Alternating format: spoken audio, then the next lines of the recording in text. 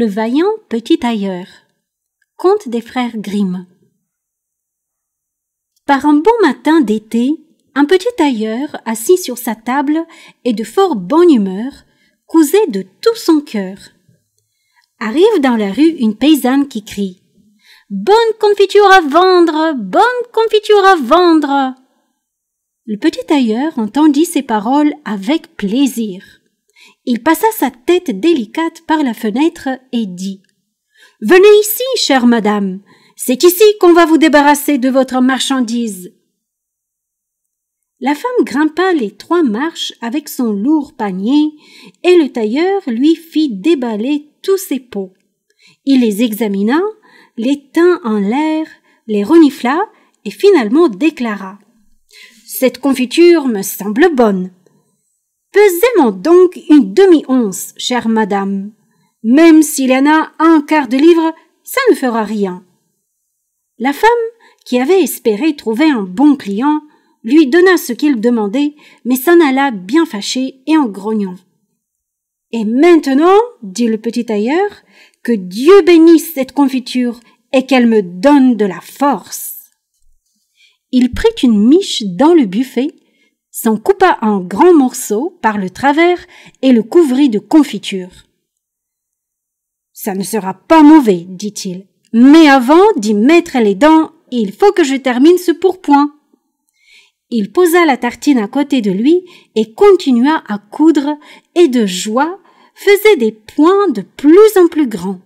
Pendant ce temps, l'odeur de la confiture parvenait jusqu'au mur de la chambre qui était recouvert d'un grand nombre de mouches, si bien qu'elles furent attirées et se jetèrent sur la tartine. « Hé !» dit le petit tailleur. « Qui vous a invité ?» Et il chassa ses hôtes indésirables. Mais les mouches, qui ne comprenaient pas la langue humaine, ne se laissèrent pas intimider. Elles revinrent plus nombreuses encore. Alors, comme on dit, le petit tailleur sentit la moutarde lui monter au nez. Il attrapa un torchon et il dit « Je vais vous en donner, moi, de la confiture !» leur en donna un grand coup. Lorsqu'il retira le torchon et compta ses victimes, il n'y avait pas moins de 7 mouches raides mortes. « Tu es un fameux gaillard, » se dit-il en admirant sa vaillance. « Il faut que toute la ville le sache. » Et en toute hâte, il se tailla une ceinture, la cousit et broda dessus en grandes lettres « 7 d'un coup ». Et quoi, la ville? C'est le monde entier qui doit savoir ça. Et son cœur battait de joie comme une queue d'agneau. Le tailleur s'attacha la ceinture autour du corps et s'apprêta à partir dans le monde, pensant que son atelier était trop petit pour son courage. Avant de quitter la maison, il chercha autour de lui ce qu'il pourrait emporter. Il ne trouva qu'un fromage et le mit dans sa poche. Devant la porte, il remarqua un oiseau qui s'était pris dans les broussailles. Il lui fit rejoindre le fromage. Après quoi, il partit vaillamment et comme il était léger et agile, il ne ressentait aucune fatigue. Le chemin le conduisit sur une montagne et lorsqu'il en eut escaladé le plus haut sommet, il y vit un géant qui regardait tranquillement le paysage. Le petit tailleur s'approcha bravement de lui et l'apostropha. « Bonjour, camarade. Alors, tu es assis là et tu admires le vaste monde? C'est justement là que je vais pour y faire mes preuves. Ça te dirait de venir avec moi ?» Le géant examina le tailleur d'un air méprisant et dit « Gredin, triste individu. »« Tu crois ça ?» répondit le tailleur en dégrafant son manteau et en montrant sa ceinture au géant. « Regarde là quel homme je suis !» Le géant lut « 7 d'un coup », s'imagina qu'il s'agissait là d'hommes que le tailleur avait tués et commença à avoir un peu de respect pour le petit homme. Mais il voulait d'abord l'éprouver. Il prit une pierre dans sa main et la serra si fort qu'il en coula de l'eau. « Fais-en autant, dit-il, si tu as de la force. »« C'est tout ?» demanda le petit tailleur. Un jeu d'enfant. Il plongea la main dans sa poche et sortit le fromage et le pressa si fort qu'il en coula du jus. Hein, dit-il, c'était un peu mieux. Le géant ne savait que dire. Il n'arrivait pas à croire le petit homme. Il prit une pierre et la lança si haut qu'on ne pouvait presque plus la voir. « Alors, avorton, fais-en autant !»« Bien lancé, dit le tailleur. Mais la pierre est retombée par terre. Je vais t'en lancer une qui ne reviendra pas. » Il prit l'oiseau dans sa poche et le lança en l'air. Heureux d'être libre, l'oiseau monta vers le ciel et ne revint pas. « Que dis-tu de ça, camarade ?» demanda le tailleur. « Tu sais lancer, dit le géant. Mais on va voir maintenant si tu es capable de porter une charge normale. » Il conduisit le petit tailleur auprès d'un énorme chêne qui était tombé par terre et dit « Si tu es assez fort, aide-moi à sortir cet arbre de la forêt. »« Volontiers, répondit le petit homme. Prends le tronc sur ton épaule. Je porterai les branches et les ramures. C'est ça le plus lourd. » Le géant prit le tronc sur son épaule. Le tailleur s'assit sur une branche et le géant, qui ne pouvait se retourner, dut porter l'arbre entier avec le tailleur par-dessus le marché. Celui-ci était tout joyeux et d'excellente humeur. Il sifflait la chanson « Trois tailleurs chevauchés hors de la ville », comme si le fait de porter cet arbre eût été un jeu d'enfant. Lorsque le géant eut porté l'arbre pendant quelque temps, il n'en pouvait plus et il s'écria « Écoute, il faut que je le laisse tomber. » Le tailleur sauta en vitesse au bas de sa branche et dit au géant « Tu es si grand et tu ne peux même pas porter l'arbre !» Ensemble, ils poursuivirent leur chemin. Comme ils passaient sous un cerisier, le géant attrapa le faîte de l'arbre d'où pendaient les fruits les plus mûrs, le mit dans la main du tailleur et l'invita à manger. Le tailleur était bien trop faible pour retenir l'arbre et lorsque le géant le lâcha, il se détendit et le petit homme fut expédié dans les airs. Quand il fut retombé sur terre, sans dommage, le géant lui dit « Que signifie cela? Tu n'as même pas la force de retenir ce petit bâton !»« Ce n'est pas la force qui me manque, » répondit le tailleur. « Tu t'imagines que c'est ça qui ferait peur à celui qui en a tué 7 d'un coup? J'ai sauté par-dessus l'arbre parce qu'il y a des chasseurs qui tirent dans les taillis. Saute toi aussi si tu le peux. » Le géant essaya, n'y parvint pas et resta pendu dans les branches de sorte que cette fois encore, ce fut le tailleur qui gagna. Le géant lui dit « Si tu es si vaillant, viens dans notre caverne pour y passer la nuit avec nous. » Le petit tailleur accepta et l'accompagna. Lorsqu'ils arrivèrent dans la grotte, les autres géants étaient assis autour du feu et chacun d'entre eux tenait à la main un monstrueux rôti auquel il mordait. Le petit tailleur regarda autour de lui et pensa « C'est bien plus grand ici que dans mon atelier. » Le géant lui indiqua un lit et lui dit de s'y coucher et d'y dormir. Mais le lit était trop grand pour le petit tailleur. Il ne s'y coucha pas, mais s'allongea dans un coin.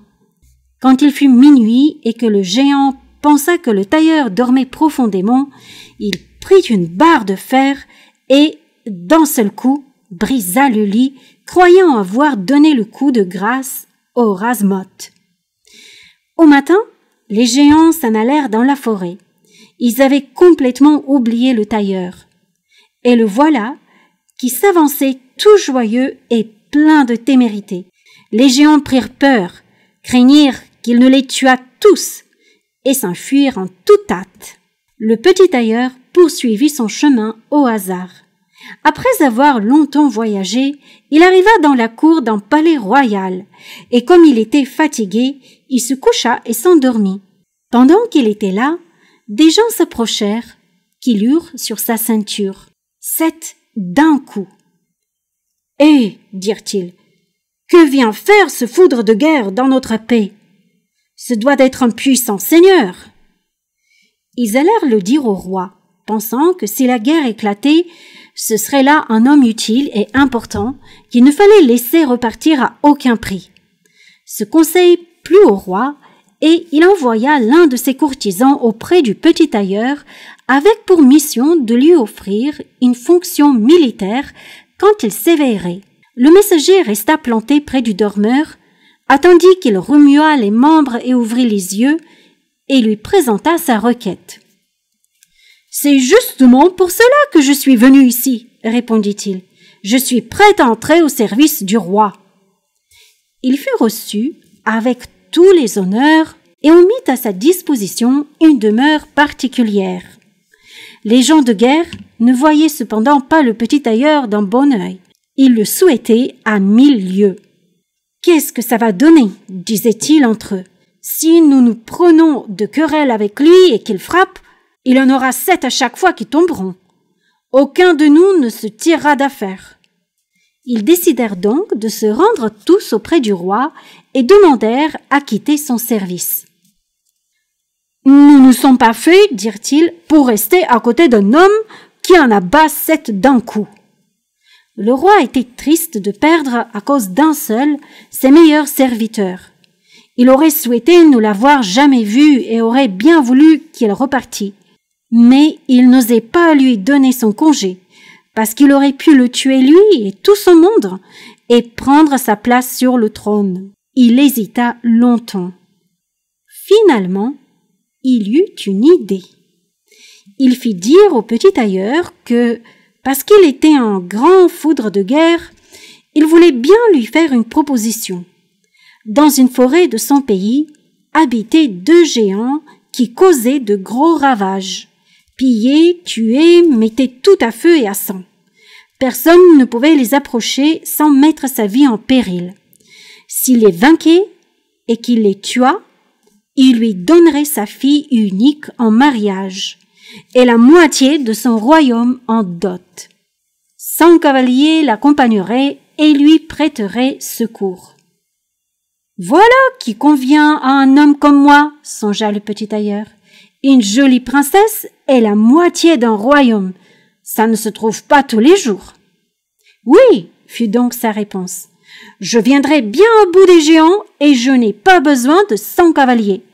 Celui qui en tue 7 d'un coup n'a rien à craindre quand il n'y en a que 2. » Le petit tailleur prit la route et les 100 cavaliers le suivaient.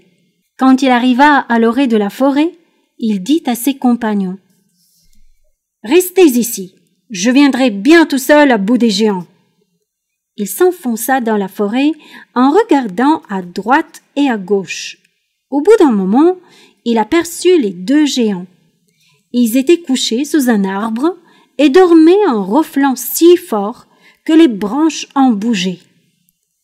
Pas paresseux, le petit tailleur remplit ses poches de cailloux et grimpa dans l'arbre.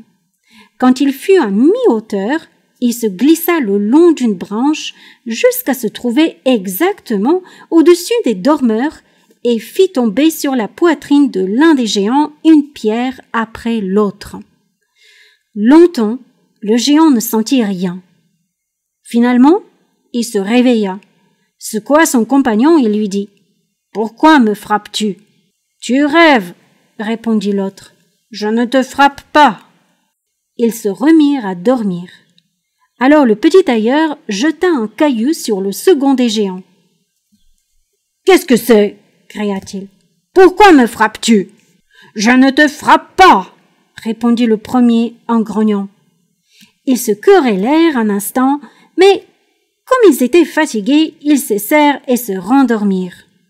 Le petit tailleur recommença son jeu, choisit une grosse pierre et la lança avec force sur la poitrine du premier géant. « C'est trop fort !» s'écria celui-ci. Il bondit comme un fou et jeta son compagnon contre l'arbre, si fort que celui-ci en fut ébranlé. Le second lui rendit la monnaie de sa pièce et ils entrèrent dans une telle colère qu'ils arrachaient des arbres pour s'en frapper l'un l'autre.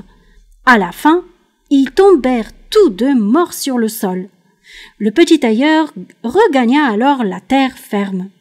Une chance qu'il n'ait pas arraché l'arbre sur lequel j'étais perché. Il aurait fallu que je saute sur un autre comme un écureuil. Heureusement que l'on est agile, nous autres. Il tira son épée et en donna quelques bons coups à chacun dans la poitrine, puis il rejoignit les cavaliers et leur dit « Le travail est accompli. Je leur ai donné le coup de grâce à tous les deux. Ça a été dur. Ils avaient dû arracher des arbres pour se défendre. Mais ça ne sert à rien quand on a affaire à quelqu'un qui en tue 7 comme moi d'un seul coup. »« N'êtes-vous pas blessé ?» demandèrent les cavaliers. « Ils ne m'ont même pas défrisé en cheveux, » répondit le tailleur. Les cavaliers ne voulurent pas le croire sur parole et ils entrèrent dans le bois. Ils y trouvèrent les géants nageant dans leur sang et tout autour, il y avait des arbres arrachés. Le petit tailleur réclama le salaire promis par le roi, mais celui-ci se déroba et chercha comment il pourrait se débarrasser du héros. « Avant que tu n'obtiennes ma fille et la moitié du royaume, lui dit-il, il faut encore que tu accomplisses un exploit. Dans la forêt, il y a une licorne qui cause de gros ravages. Il faut que tu l'attrapes. »« J'ai encore moins peur d'une licorne que de 2 géants. 7 d'un coup, voilà ma devise, » répondit le petit tailleur. Il prit une corde et une hache, partit dans la forêt et ordonna une fois de plus à ceux qu'on avait mis sous ses ordres de rester à la lisière. Il n'eut pas à attendre longtemps. La licorne arriva bientôt, fonça sur lui comme si elle avait voulu l'embrocher sans plus attendre. « Tout doux, dit-il, ça n'ira pas si vite que ça. » Il attendit que l'animal soit tout proche. Alors, il bondit brusquement derrière un arbre. La licorne courut à toute vitesse contre l'arbre et enfonça sa corne si profondément dans le tronc qu'elle fut incapable de l'en retirer. Elle était prise. « Je tiens le petit oiseau, » dit le tailleur.